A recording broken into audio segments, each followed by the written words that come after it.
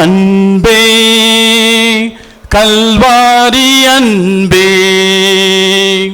உம்மை பார்க்கையிலே என் உள்ளம் உடையுதப்பா.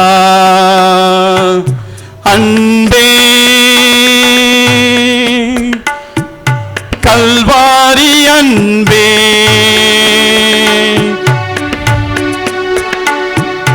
உம்மை பார்க்கையிலே என் உள்ளம் உடையுதப்பா. தாகம் தாகம் என்றீ எனக்காய் ஏங்கி நின்றீ. தாகம் தாகம் என்றீ எனக்காய் ஏங்கி நின்றீ. பாவங்கள் சுமந்தீரே, பரிகார பலியானீரே. எங்கள் பாவங்கள் சுமந்தீரே, பரிகார பலியானீரே. அன்பே கல்வாரி அன்பே, உம்மை பார்க்கையிலே என் உள்ளம் உடையுதப்பா.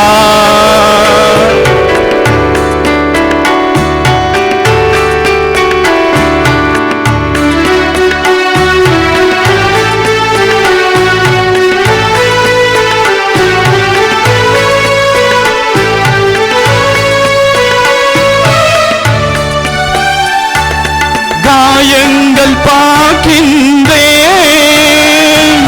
கண்ணீர் வடிக்கின்றேன். காயங்கள் பார்க்கின்றேன், கண்ணீர் வடிக்கின்றேன். தூய திரு ரத்தமே, துடிக்கும் தாய் உள்ளமே. திரு ரத்தமே, துடிக்கும் தாயுள்ளமே. அன்பே கல்வாரி அன்பே, உம்மை பார்க்கையிலே என் உள்ளம் உடையுதப்பா.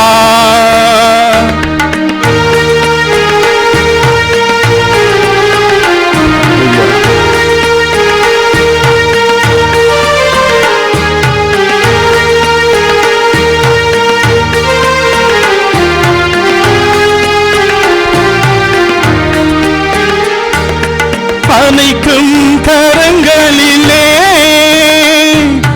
ஆணிகளா சுவாமி, அணைக்கும் கரங்களிலே ஆணிகளா சாமி. நினைத்து பார்க்கையிலே என் நெஞ்சம் உருகுதையா. உம்மை நினைத்து பார்க்கையிலே என் நெஞ்சம் உருகுதையா. அன்பே கல்வாரி அன்பே, உம்மை பார்க்கையிலே என் உள்ளம் உடையுதப்பா.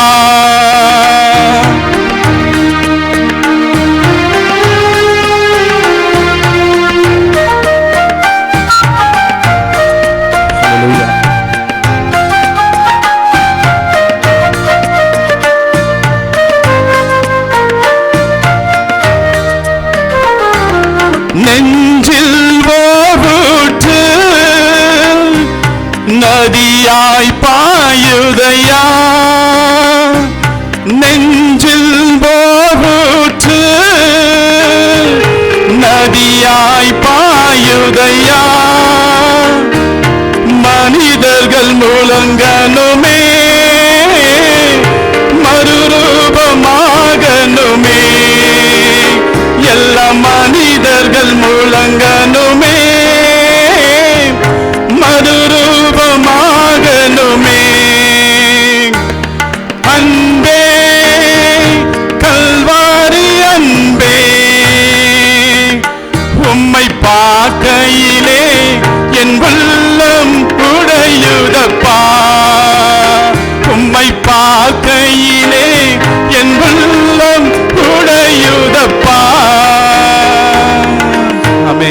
19வது அதிகாரம் 28வது வசனம். அதன் பின்பு எல்லாம் முடிந்தது என்று இயேசு அறிந்து வேத வாக்கியம் நிறைவேறத்தக்கதாக தாகமாக இருக்கிறேன் என்றார். Praise the Lord. தேவன், அதாவது இயேசு கிறிஸ்து சிலுவையிலே பேசின 5வது வார்த்தை நாம் பார்த்து கொண்டு இருக்கிறோம். யோவான் 19:28வது வசனத்திலே அதன் பின்பு எல்லாம் முடிந்தது என்று இயேசு அறிந்து வேத வாக்கியங்கள் நிறைவேறத்தக்க தாகமாய் இருக்கிறேன் என்று இயேசு சிலுவையிலே கூறுகிறார். ஹல்லேலூயா. இந்த வார்த்தை பார்க்கும் பொழுது மிகப்பெரிய தவிப்பான நிலைமையில் தேவன் காணப்படுகிறார். ஒரு நிமிடம் கண்களை மூடி தேவனுடைய சமூகத்தில் ஒப்பு கொடுக்கலாம். ஹல்லேலூயா ராஜா, இந்த அருமையான இந்த ஸ்லாக்கியத்துக்காகவும் பாக்கியத்துக்காகவும் நீர் கொடுத்ததற்கு உமக்கு கொடான கொடி நன்றி ஏறெடுக்கிற ராஜா. அப்பா, என்னுடைய பலத்தினின்றி என்னால் எதுவும் செய்ய முடியாது தகப்பனே. மத்தேயு 10ஆம் அதிகாரத்தில் 20வது வசனத்தின் பிரகாரம் நீர் ஆண்டவரே வெளிப்படுத்துங்க. இயேசுவின் மூலமாக ஒப்பு கொடுத்து ஜெபிக்கிறேன் எங்கள் பரலோக பிதாவே, ஆமேன். வாசிக்கலாம். மத்தேயு 27வது அதிகாரத்தில் 34வது வசனம். யாராவது வாசிக்கிறீங்க இருந்தால் வாசிங்க. மத்தேயு 27 அதிகாரத்தில் 34வது வசனம். ஹல்லேலூயா. 27:34. ஆமென். ஹல்லேலூயா.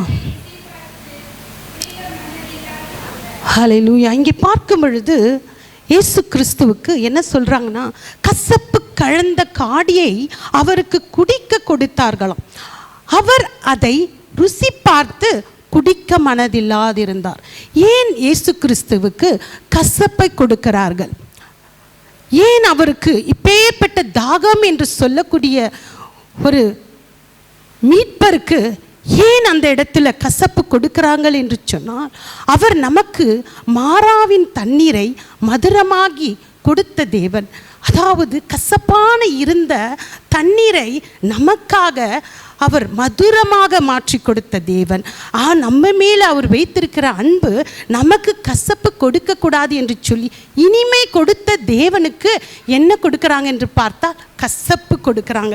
ஏன் அவருக்கு கசப்பு கொடுக்கப்பட்டது என்று நாம் வாசிக்கும் பொழுது சங்கீதம் 69:21வது வசனம். சங்கீதம் 69. ஹல்லேலூயா. சங்கீதம் 69:21வது வசனத்தில் நாம் பார்க்குமோனால்,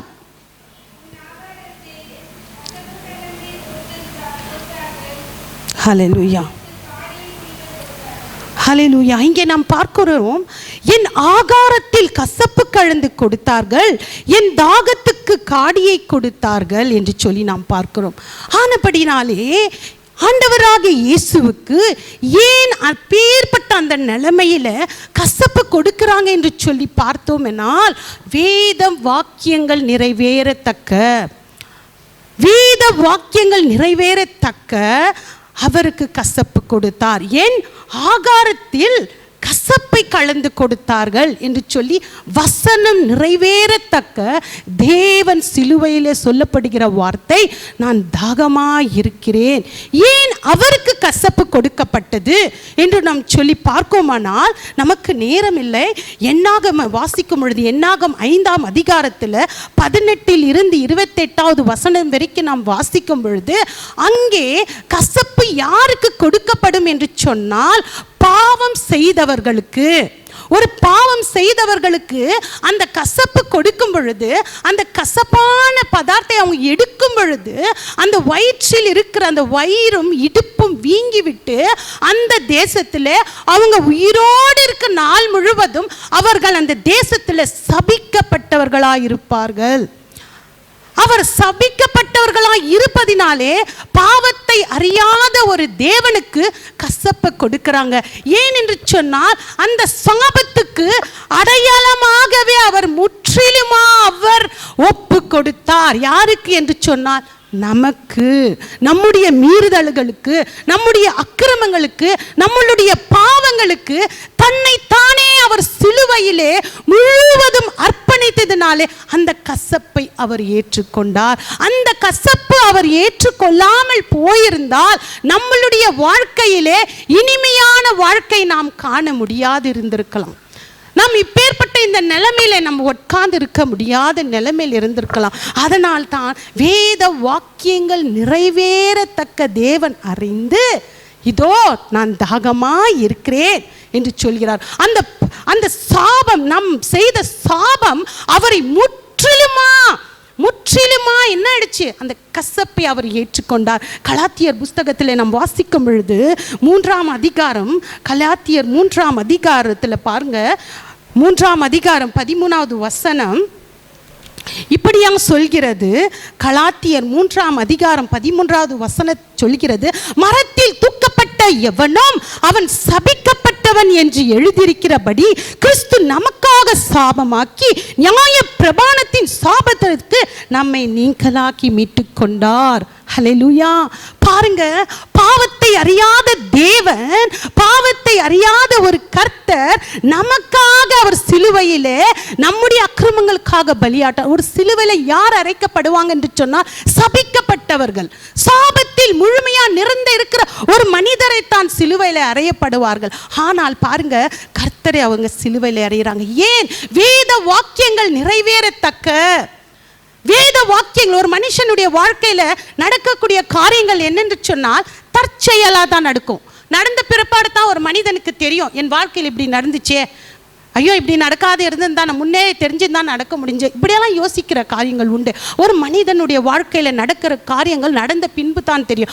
ஆனால் தேவாதி தேவன் நமக்காக வரப்போகிறவரை குறித்து முன்பே அறிவிக்கப்பட்டிருக்கிறது. ஹல்லேலூயா.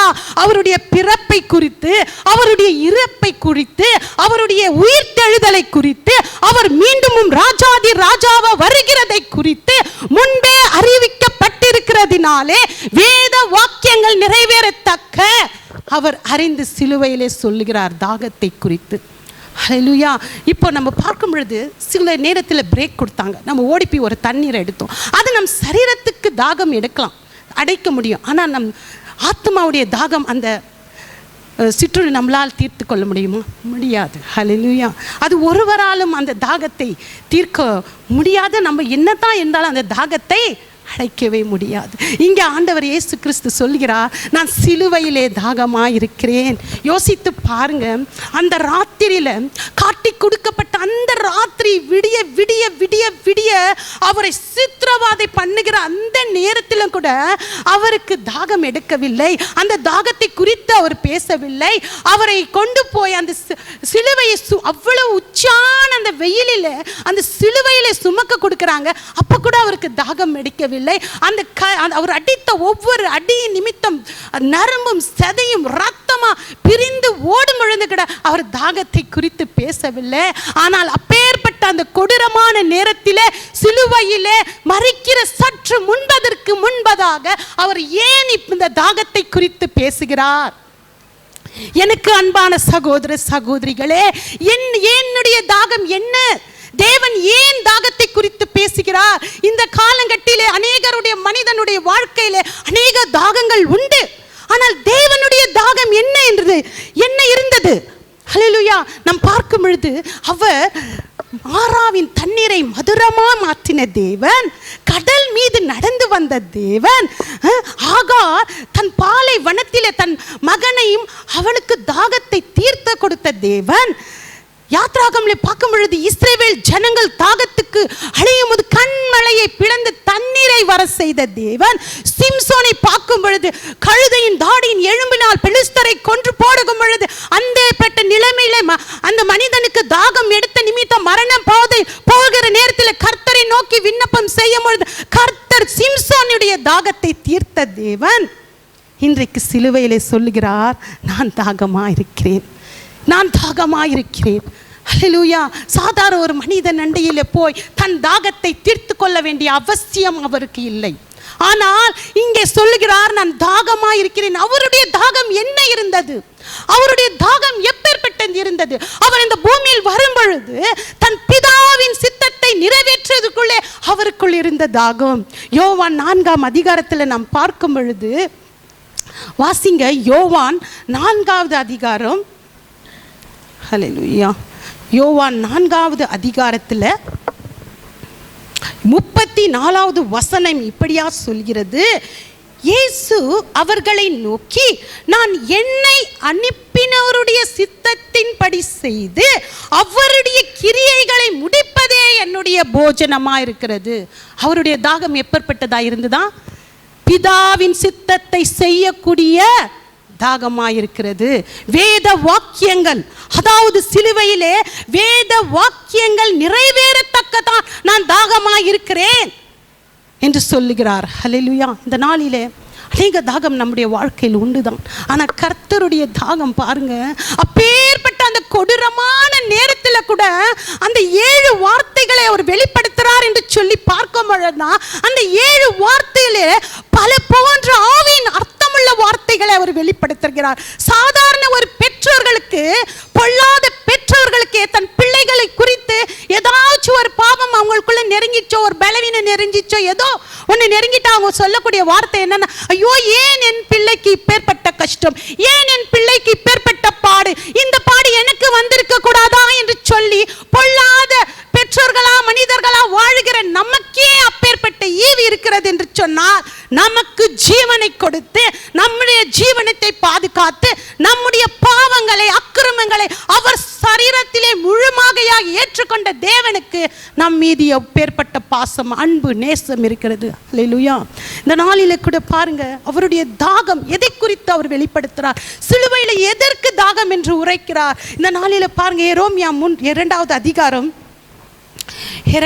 எரோமியா புஸ்தகத்திலே 2வது அதிகாரம்